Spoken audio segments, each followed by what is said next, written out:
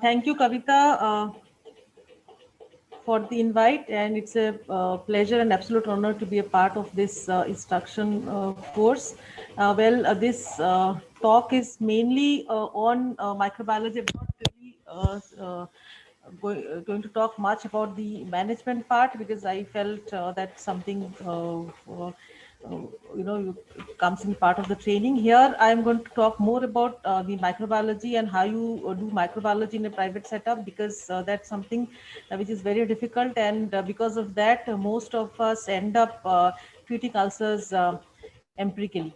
So starting, I'd like to reiterate the importance of corneal scraping, because corneal scraping followed by microbiological workup forms an integral part of the corneal ulcer management, and it helps in obtaining an etiological diagnosis, helps formulate proper treatment strategies, and is also allows you to give a prognostic, idea to the patient as to what the patient is going through. This paper from RP Center very categorically mentions that microscopic examination of smears is important for rapid diagnosis in bacterial, fungal, and amoebic keratitis, and it also helps initiation of treatment before the cultures are available.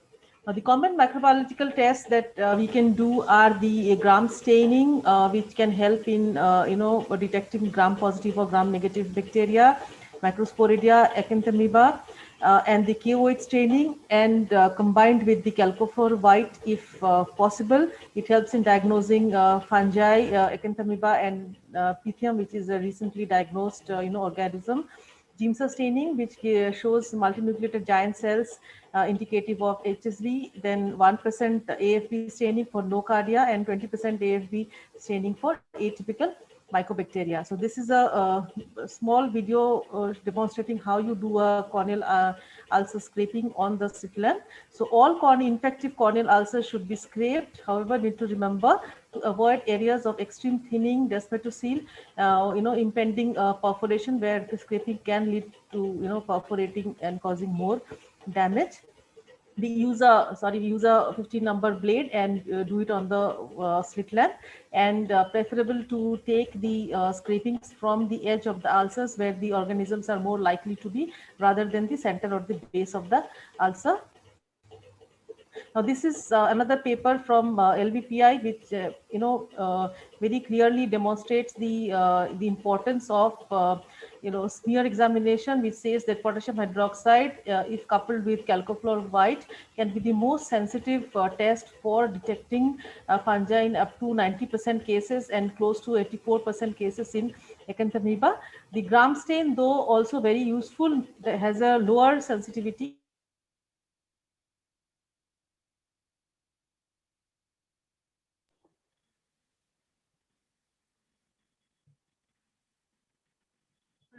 Are we able to hear now? Not able to start the video, just 1 second.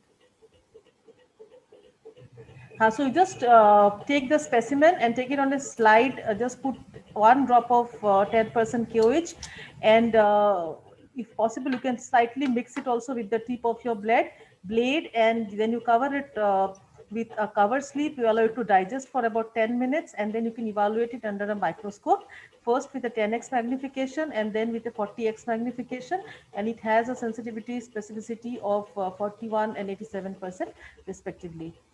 Now, coming to calcofluor white, it is an addition to the KOH. 1 drop of calcofluor white may be added to the KOH. It is nothing but a mixture of Evans blue and fluorescent brightener. It is excellent for detecting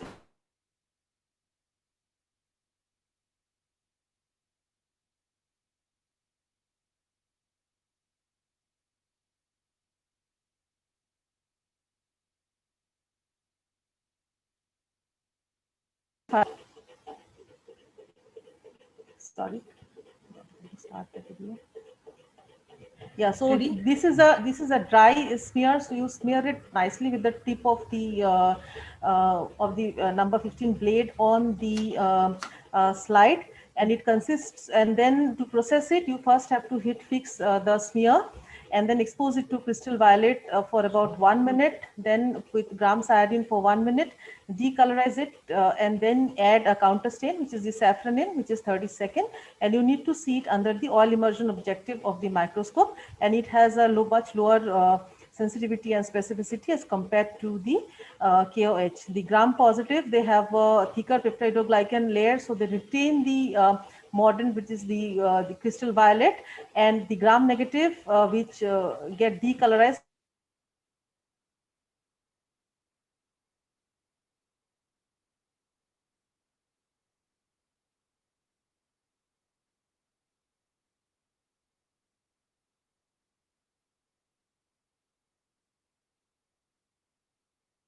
Digest all the other cellular tissue, and it makes the fungus very prominent, and that's how you are able to diagnose it. The second picture is again of gram negative bacilli, and the last one is the ZIL instant staining 1% for AFP. Now, this has been recently been reported, the use of trypan blue in diagnosing fungus. The first paper on top, which came last year, is from Amritsar by this group who first stained the slides with 10% KOH and allowed it to wait for 10 minutes, and then added trypan blue to the same slide, and they felt that adding trypan blue to the slide helped in better understanding or better diagnosing the fungal filaments. The trypan blue is supposed to bind to the chitin present on the fungal cell wall, and that's how it makes it more prominent.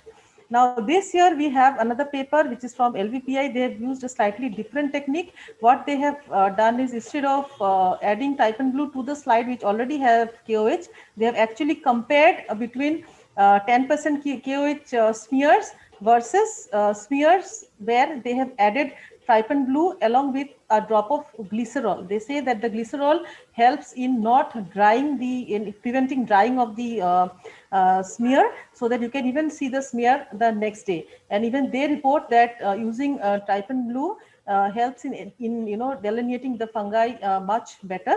And it is very useful, and it, even for a novice person who's not used to seeing too many slides, not an experienced microbiologist, it makes detecting fungus much easier. So I'm sure we are going to see more of this in the near future. So coming to the problem, as unless you are in an institutional setup, microbiological backup is often unavailable, and sometimes it is not even accessible. There is always fear of loss of specimen in transit, and there is always a lack of awareness even on the part of the microbiologist. So what we can do is to have an in-house lab at your own clinic, and that will help you solve the problem to some extent. So this is what we did. We did a basic lab setup in our own center, wherein which helped us in evaluating the smears. This is essentially the grams and the KOH stain in our clinic itself. And we also tied up with the microbiology lab, which is NABL accredited, and we also send another set of smears and cultures to the NABL accredited lab. And if you have the resources, you can even set up a bigger advanced setup. So what we did was, we for the in-house lab, we got a binocular microscope. We get gram stain kit for detection of the bacteria. We got KOH available, pellets are available. You could make a solution and use them, or you could even ask the microbiology lab to send it across to them. They will send you fresh ones. You just need cover slip, glass slides, a spirits lamp, and some expertise. You need a lot of patience and time. So the cost is not more than 30,000 rupees, and this is the lower picture which shows all that is required for this such a setup. And this is how we do it. We make one pair of slides which we evaluate ourselves, and the remaining pair, another set of slides along with the culture plates, we send to the lab. So this helps in Smita, I think you can wind up because we are running short of time. You have one more talk. Okay. So you can wind up this. How many? With this, okay, with this. So this is the basic setup that we do, and this has helped us in diagnosing culture positive cases with the help of basic smears in our in-house lab itself. So I'd like to summarize that microbiological workup forms an integral part of the corneal ulcer management and should be done in all cases. And smears help in early diagnosis for initiation of therapy. And KOH is a very sensitive diagnostic tool of fungus etiology.